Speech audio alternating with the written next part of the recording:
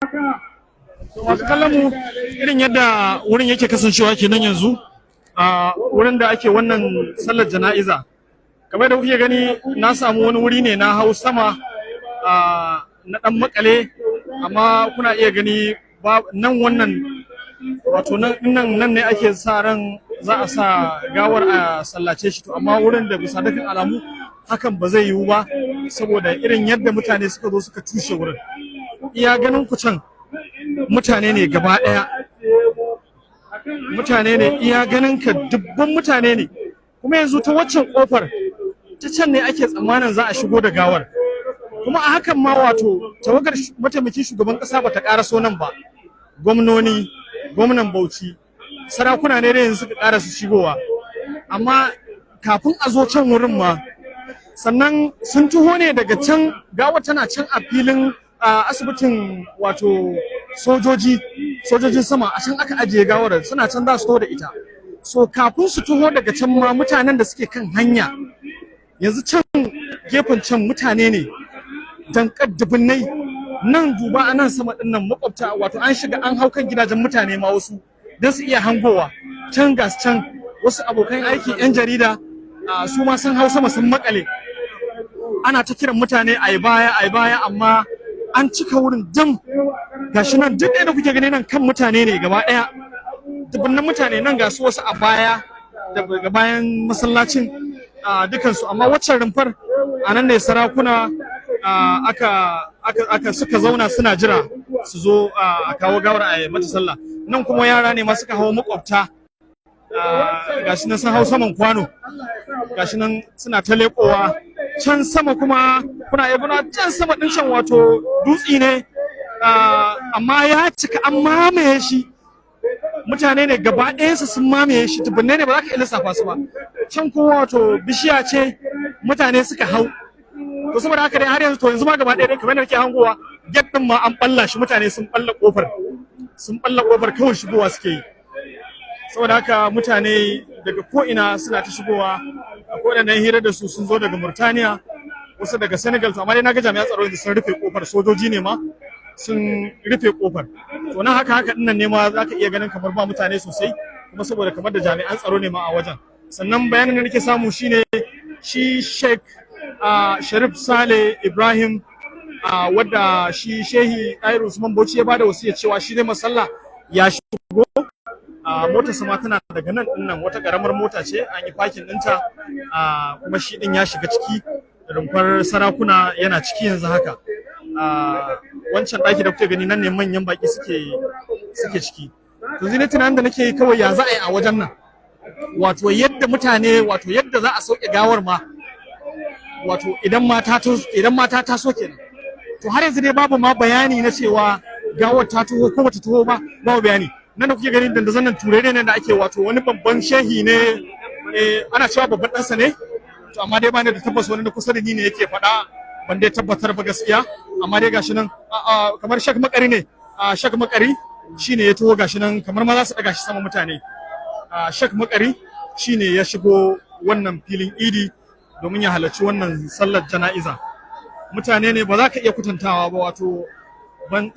na rasa mata ya zan fasalta yawan mutanen nan, sai dai gashi nan masu kallo kuna gani, gashi nan ana ta faɗa, ana ta cewa mutane wato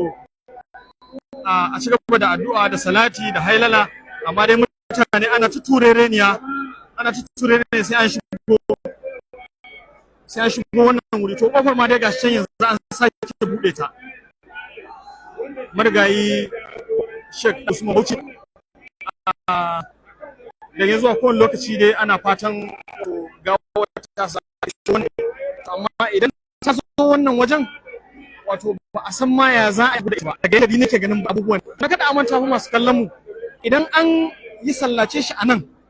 to za a ɗauki gawar ne kuma a tafi da shi masallacinsa da ke cikin gari. A can cikin gari ne inda aka haƙa kabarinsa, a nan ne za a binne gawar. To saboda haka yanzu shigo da ita din ma a sallace ta din sannan a mai da ita,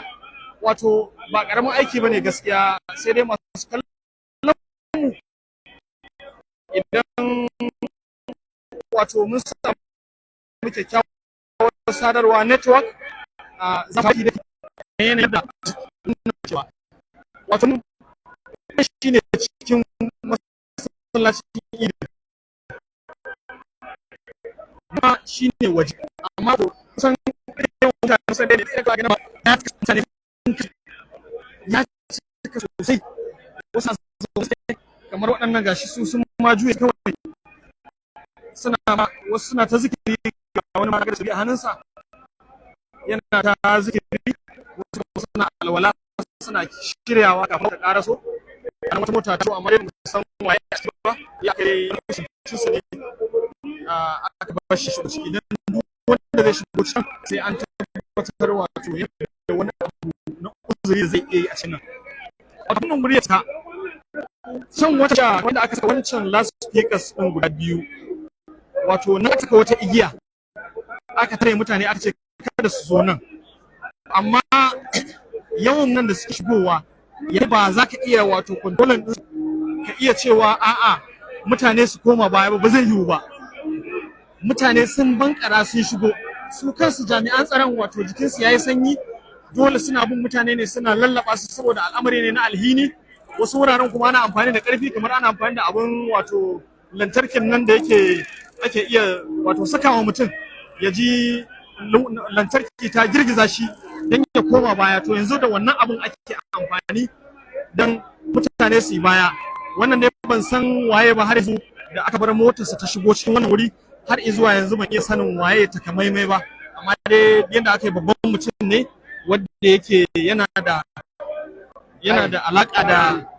alaka watakila da aikin da ake wannan wuri na batun wannan jana'iza saboda haka mutane da su ta ko ina wannan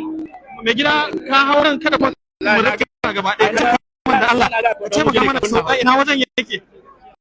ina wace karfi aihuwar ma ya kwanci uwa kwance ka ce maka da Allah ka dan sauka saboda mu saboda kana fada ka ga nan din ka ce maka dan Allah to mutane ne su ga sun yawa sauraro da kallon kuna ji wani ne daidai inda na samu na makale din yawo kuma kada mu rasa ni na rasa shi ya rasa shi ta bayani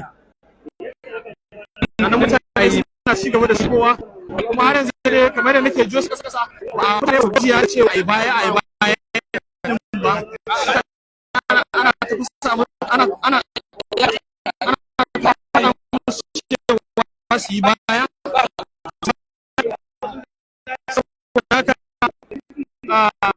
mutane suna ci da showa ya nuna cewa mutane su ya bauchi shi yasa shigowa wannan wuri mutane ana shawa ka shigo amma a ci gaba da wasu da shi da tsaro kasan zuwa yau ya ce ganin da bukata dole su mana dole su sa baki su lokuta ba su sa idan dai ya samu masala ba don kuma samu masala ba za ka misalta su ba mutane sun kai adadin da wato za ka iya kwantar ce mutane su